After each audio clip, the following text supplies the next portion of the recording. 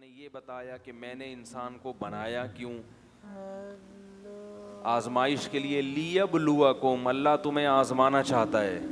ایکم احسن عملا، کس کا عمل سب سے اچھا ہے. اب آزما کے اللہ چھوڑ نہیں دے گا. جو بھی آزمائش ہوتی ہے اس کے بعد اگر رزلٹ اناؤنس نہ ہو تو اس امتحان کا، اس ایگزام کا کوئی فائدہ، بولو بھائی، نہیں، کوئی فائدہ ہی نہیں ہے. بس اللہ تعالیٰ دیکھنا چاہتے ہیں کون اچھا ہے کون برا ہے. اللہ کو پتہ چل گیا یہ بہت اچھا ہے اور یہ بہت برا ہے، اس کے بعد مر گئے، ختم ہو گئی کہانی. ایسا نہیں ہے. فرمایا وَلِلَّذِينَ كَفَرُوا بِرَبِّهِمْ، جو لوگ اپنے پروردگار، اپنے پیدا کرنے والے، اپنے رب کہتے ہیں پالنے والا، جو اپنے پالنے والے کا انکار کریں گے. انکار کے نا مختلف درجات ہیں. ایک انکار تو یہ کہ ہم مانتے ہی نہیں کہ کوئی ہے پیدا کرنے والا، یہ بھی انکار ہے. ایک انکار یہ ہے کہ مانتے تو ہیں کہ اس نے پیدا کیا مگر اس کی نہیں مانتے، یہ بھی کیا ہے، ایک قسم کا انکار ہے. ایک انکار یہ ہے کہ مانتے تو ہیں کہ اس نے پیدا کیا، وہ ہے کریٹر، وہ ہے بنانے والا، مگر عبادت اس کے ساتھ دوسرے کی بھی کریں گے، دوسرے کو بھی دعاؤں میں پکاریں گے. میرے بیان پہ آج کل لوگوں کے کلپس بہت آ رہے ہیں، ایک طرف میری تصویر ہوتی ہے، ایک طرف کسی اور مولوی صاحب کی تصویر، میرا چھوٹا سا ٹکڑا لے کے. اور میرا کوئی بیان ہوا تھا کہ غیر اللہ کو پکارنا شرک ہے. اس پہ کسی کے نے کوئی کلپ چلا دیا، کلپ میں یہ چلایا کہ دیکھو جب سائنس اتنی ترقی کر سکتی ہے، اس کے پاس اتنے اختیارات ہیں، خلاؤں میں سیارے چھوڑ دیے سائنسدانوں نے اور یہ کر دیا اور وہ کر دیا، تو ہمارے نبی کے پاس کیوں نہیں ہوں گے اختیارات؟ کیا معاذ اللہ معاذ اللہ معاذ اللہ، نبی کی ویلیو معاذ اللہ کیا سائنسدانوں سے بھی کم ہے؟ تو یہ بڑی پیچیدہ بحث بنا دیتے ہیں لوگ اس کو. اللہ کے بندو، بار بار میں یہ کہتا ہوں کہ اسباب کے دائرے میں جو اختیارات آتے ہیں وہ مخلوق کے پاس بھی ہوتے ہیں اور ہو سکتے ہیں. سائنسدان جو خلا میں سیارے چھوڑتے ہیں وہ سیارہ چھوڑتے ہیں، لمبی لمبی وہ بھی نہیں چھوڑتے. ٹھیک ہے. اور آپ کیا کر رہے ہیں؟ خلا میں سیارے نہیں چھوڑ رہے، آپ لمبی لمبی چھوڑ رہے ہیں. تو سیارے جو چھوڑے جاتے ہیں خلا میں، اس کی کوئی سائنٹیفک لاجک ہوتی ہے، اس میں ایندھن ہوتا ہے، اس میں لوہا ہوتا ہے، اس کو کیلکولیشن ہوتی ہے، اتنے کلومیٹر فی گھنٹہ کی رفتار سے جائے گا تو زمین کی حدود سے باہر نکلے گا، پھر ٹیمپریچر مینٹین کیا جاتا ہے. یہ اختیارات انسانوں کے پاس ہوتے ہیں، یہ اسباب کے تحت ہیں.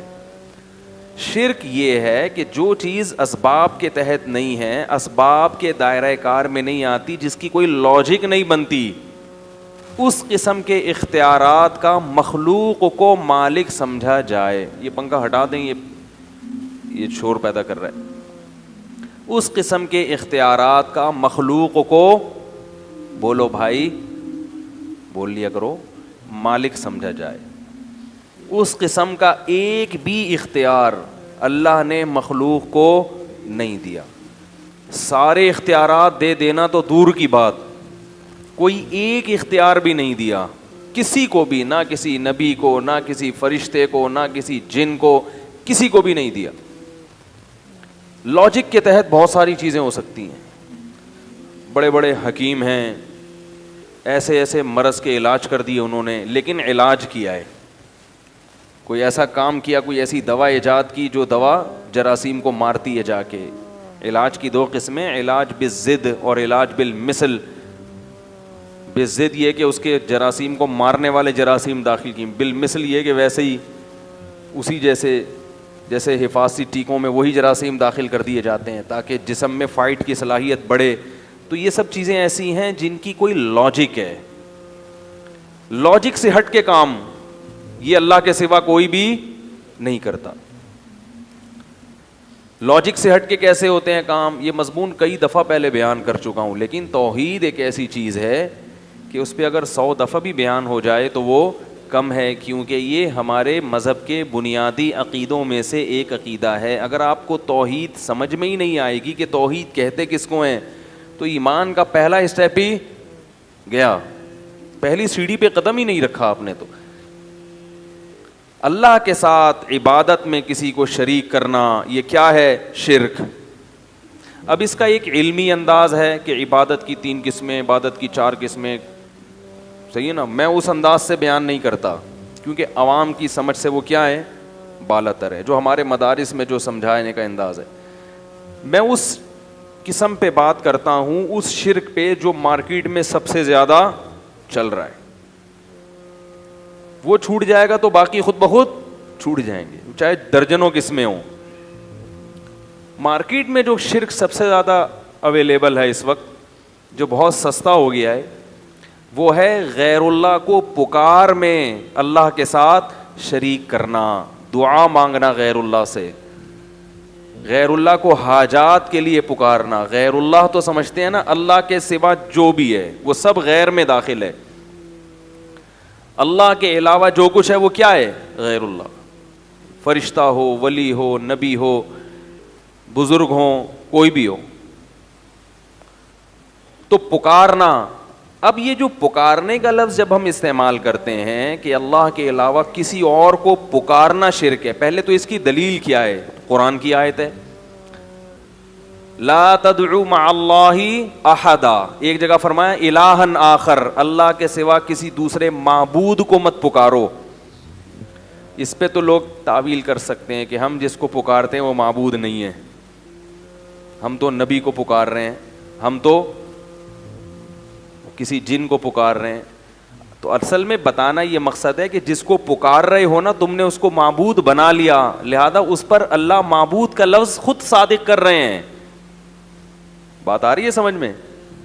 چلو یہ پیچیدہ اگر ہو رہی ہے تو اس سے بھی آسان آیت قرآن کی، لا تدعو مع اللہ احدا، اللہ کے ساتھ کسی اور کو مت پکارو۔ یہاں تو معبود کا لفظ بھی نہیں ہے۔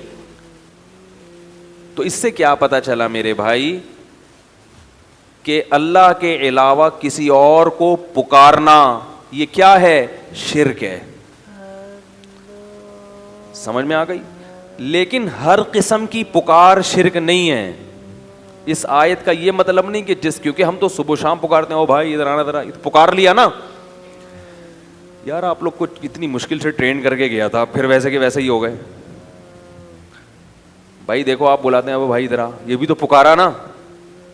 تو ممکن ہے کوئی کہ یہ تو بھائی اس سے پتہ چلتا ہے کہ اس سے میں ہر قسم کی پکار داخل نہیں ہے، بلکہ مدد کے لیے پکارنا کیا ہے؟ شرک ہے۔ مدد کے لیے پکارنا کیا ہے؟ شرک۔ اب پھر ایک سوال پیدا ہوگا کہ بھائی مدد کے لیے بھی ہم دن اور رات پکارتے ہیں، بھائی میری مدد کرو یار، ہیں بھائی کہتے ہیں نا یار میری مدد کرو یار، پیسے نہیں ہے میرے پاس، بچہ بیمار ہے گھر میں، بیگم بھاگ گئی۔ لوگ مختلف قسم کے مسائل ہیں لوگوں کے ساتھ، ٹھیک تو مدد کرو میری۔ مجھے تو دن رات فون آتے ہیں لوگوں کے، یہ ہو گیا، یہ مدد، میں کہتا ہوں بھائی میں کیا کر سکتا ہوں یار۔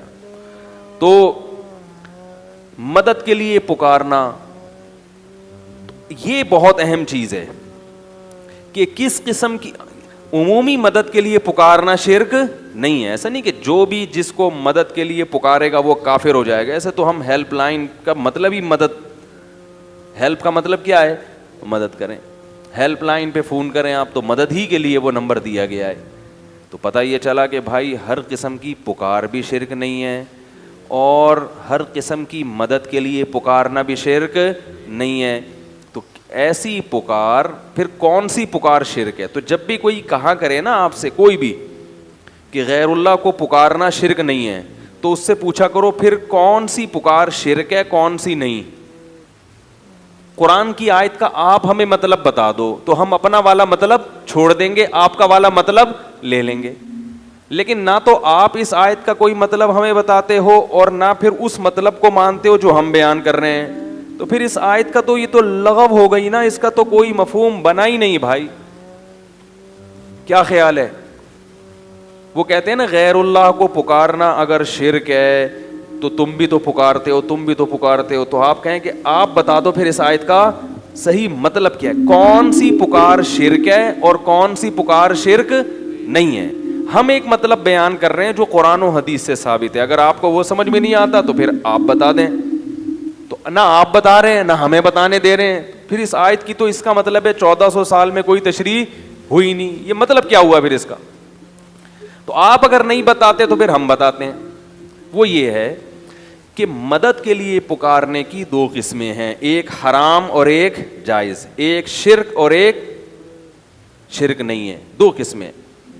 ایک مدد وہ ہوتی ہے جو کسی لاجک کے تحت آپ کی مدد کرے گا, جس کو آپ بلا رہے ہیں مدد کے لیے. جیسے میں آپ سے مدد مانگتا ہوں ڈوبتا ہوا, میں ڈوب رہا ہوں, اللہ نہ کرے سمندر میں ڈوب رہا ہوں, آپ ساحل پہ کھڑے ہیں, میں کہتا ہوں پلیز ہیلپ می, مدد کرو میری. کیا مطلب؟ فون کرو حکومت کو, جو غوطہ خور ہیں ان کو جا کے بتاؤ, ہیں بھائی, یہی ہوگا نا. تو یہ سب لاجک ہے نا اس کی. بھائی آپ چلیں گے, ٹانگیں استعمال کریں گے, فون کریں گے, فون کے بٹن گھمائیں گے تو لہریں, ریڈیائی لہریں استعمال ہوں گی, ٹھیک ہے نا. آپ کی آواز کو ریڈیائی لہروں میں چینج کرنے کا ایک انہوں نے مشین بنائی ہوئی ہے, نمبر ہیں. یہ سب چیزیں ایسی ہیں جو لاجک ہے اس کی, کوئی نہ کوئی وجہ ہے اس کی, خود بخود نہیں ہو رہا یہ. لیکن اگر میں سمندر کے اندر ڈوب رہا ہوں, مجھے پتا ہے کہ نہ کوئی کشتی پہنچ سکتی ہے, نہ ساحل تک میری آواز پہنچ سکتی ہے, کوئی بھی اس وقت کسی بھی لحاظ سے اسباب کی دنیا میں میری مدد نہیں کر سکتا, کیونکہ سمندر کے بیچ میں اکیلا ہوں, کشتی الٹ گئی ہے, نہ میرا موبائل کام کر رہا ہے یا موبائل پانی میں ڈوب گیا ہے. ایسے موقع پہ اگر میں کسی کو پکاروں گا تو اس پکار پہ لبیک کہنے کی کوئی سائنٹیفک لاجک, کوئی سائنسدان اس کو تسلیم نہیں کرے گا. کوئی سائنسدان یا کوئی عقل مند آدمی نہیں کہہ سکتا کہ بھائی اس وقت کوئی کہہ رہا ہے, نہ کوئی اتنی دور تو انسان کی آواز نہیں پہنچ سکتی, ٹھیک ہے نا. اور ایسے موقع پہ کوئی آپ کی آواز سن ہی نہیں سکتا, کیونکہ انسان کی سماعت بھی ایک حد تک ہے, اس سے زیادہ انسان سننے کی صلاحیت, بولو بھائی, نہیں رکھتا. ایسے موقع پہ آپ اللہ کے علاوہ اگر کسی کو